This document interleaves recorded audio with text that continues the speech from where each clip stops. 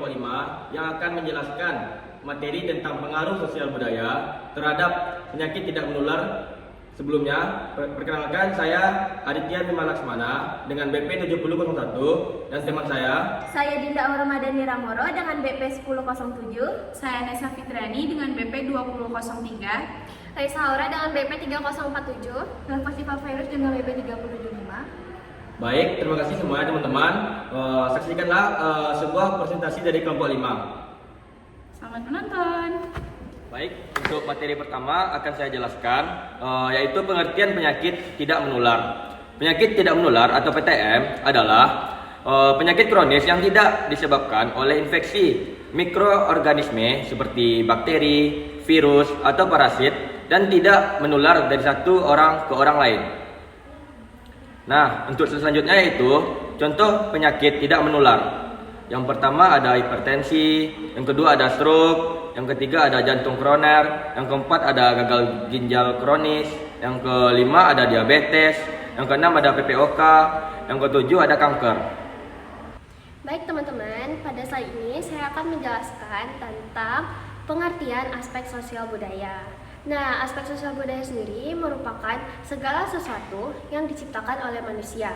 Nah, dia melalui pikiran, akal budi, serta nurani dalam kehidupannya di masyarakat.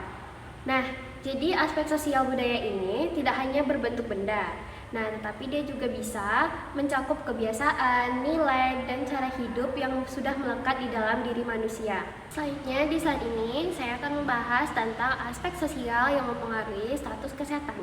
Nah, ada 3 hal utama, yaitu self-concept, image kelompok, dan pengaruh identifikasi individu kepada kelompok sosialnya terhadap perilaku kesehatan. Nah, self-concept atau konsep diri adalah cara seseorang memandang, menilai, dan memahami dirinya sendiri, termasuk bagaimana ia melihat penampilan dan nilai dirinya di mata orang lain. Self-concept sangat mempengaruhi bagaimana seseorang bersikap terhadap perilaku hidup sehat. Orang yang memiliki konsep diri positif cenderung menghargai dirinya dan ingin menjaga tubuhnya tetap sehat. Mereka akan melakukan perilaku sehat seperti makan bergizi, olahraga, tidak merokok, dan rutin memeriksakan kesehatan. Selain itu, konsep diri juga dipengaruhi oleh pandangan orang lain. Jika lingkungan sosialnya memberikan dukungan positif, nah misalnya memuji gaya hidup sehat, nah seseorang tersebut akan meneruskan perilaku hidup sehatnya. Nah, namun jika lingkungannya justru mengejek atau tidak mendukung, seseorang tersebut bisa saja kehilangan motivasi untuk menerapkan perilaku hidup sehat.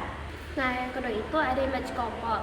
Nah, image kelompok ini dia menunjukkan bahwa perilaku kesehatan terbentuk dipengaruhi oleh citra dan kebiasaan kelompok sosial di sekitarnya. Nah, seseorang itu dia cenderung akan meniru atau menyesuaikan diri dengan perilaku kelompoknya agar mereka tuh bisa diterima secara sosial. Jika seseorang berada di lingkungan yang memiliki budaya hidup sehat, misalnya rutin berolahraga, tidak merokok, makan makanan bergizi, dan aktif dalam kegiatan kesehatan, maka individu tersebut juga akan terdorong melakukan hal yang sama. Selanjutnya ada pengaruh identifikasi individu kepada kelompok sosialnya terhadap perilaku kesehatan.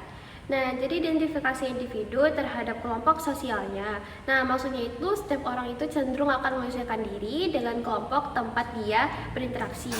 Jadi, kalau kelompoknya memiliki kebiasaan positif terhadap kesehatan individu tersebut, dia tuh akan ikut berperilaku sehat agar diterima dalam kelompok itu. Jadi teman-teman, di slide ini kita akan membahas tentang aspek sosial yang mempengaruhi kesehatan seseorang.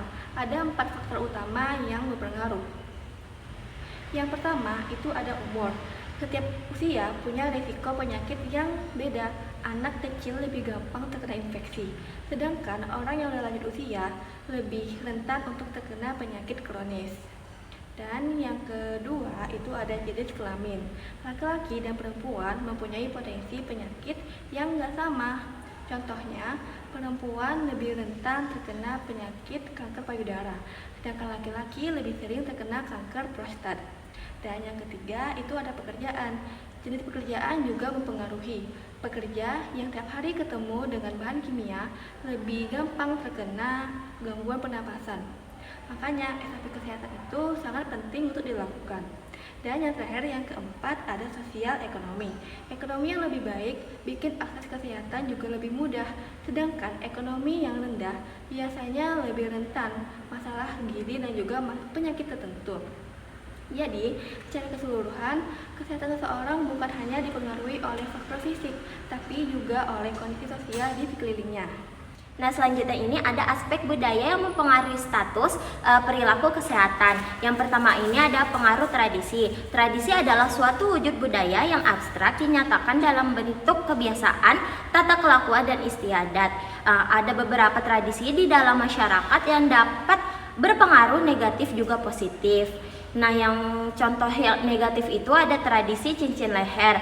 Meskipun berbahaya karena penggunaan cincin ini bisa membuat tulang leher menjadi lemah dan bisa mengakibatkan kematian jika cincin dilepas, namun tradisi ini masih dilakukan oleh sebagian perempuan suku Kayan. Mereka meyakini bahwa leher jenjang seperti jerapah ini menciptakan seksual atau daya tarik seksual yang kuat bagi kaum pria. Selain itu, perempuan dengan leher jenjang diibaratkan seperti naga yang kuat sekaligus indah.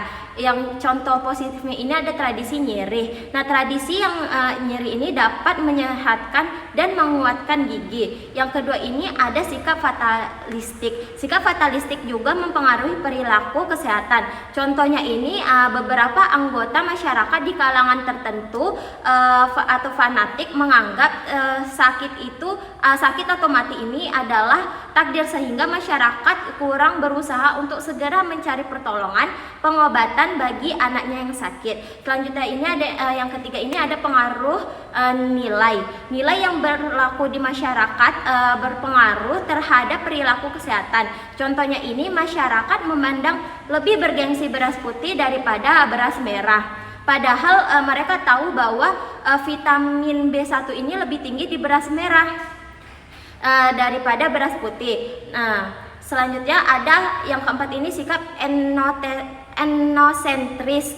Nah, sikap yang memandang kebudayaan sendiri yang lebih baik daripada budaya yang lain. Misalnya ini sikap seseorang yang menggunakan MSG pada makanannya dan menganggap itu lebih benar daripada orang yang tidak menggunakan MSG, padahal MSG ini jika berlebih tidak baik bagi kesehatan. Nah, selanjutnya ini yang kelima ada pengaruh perasaan bangga pada statusnya.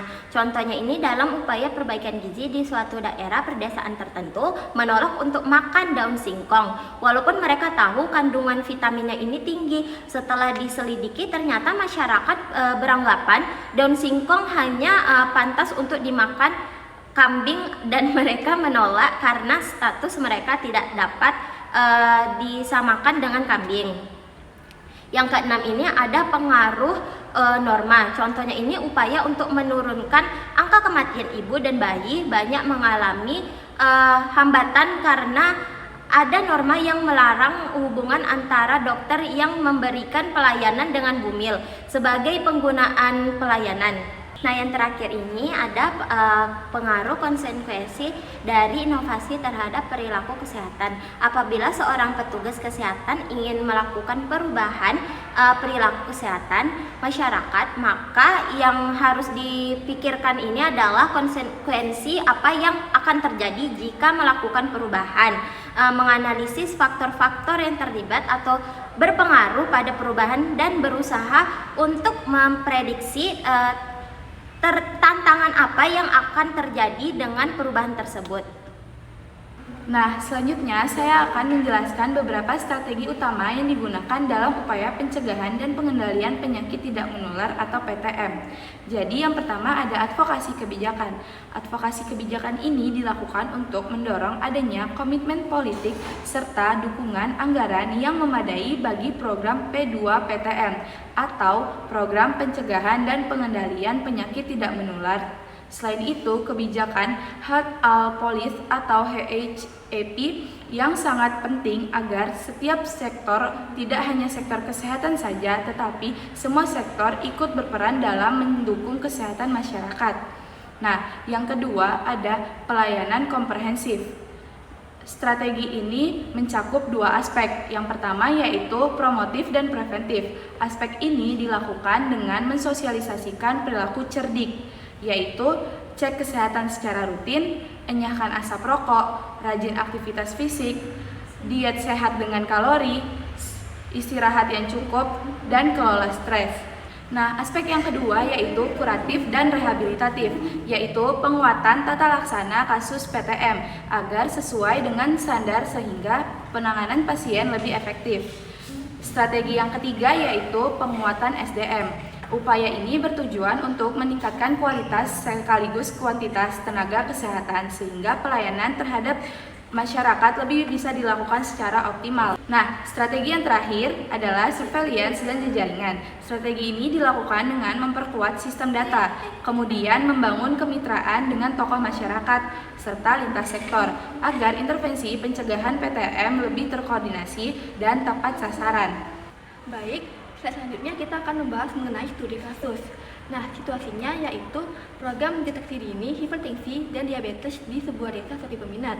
Dari analisis sosial budaya itu didominasi dengan sikap fatalistis seperti menganggap sakit sebuah takdir, sehingga tiap individu tidak mengutamakan check-up kesehatannya. Solusi yang bisa diambil yang pertama yaitu melibatkan tokoh agama untuk menyampaikan pesan bahwa berusaha berobat juga bagian dari ikhtiar. Dan yang kedua, mengintegrasikan pemeriksaan kesehatan dengan kegiatan keagamaan yang sudah rutin. Nah, untuk slide kesimpulan yaitu pendekatan holistik yang sensitif terhadap konteks sosial budaya setempat diperlukan untuk menangani penyakit tidak menular atau PTM dengan mempertimbangkan nilai, tradisi, dan norma masyarakat yang mempengaruhi perilaku berisiko. Nah, sekian presentasi dari kami. Mohon maaf apabila ada kesalahan. Assalamualaikum warahmatullahi wabarakatuh.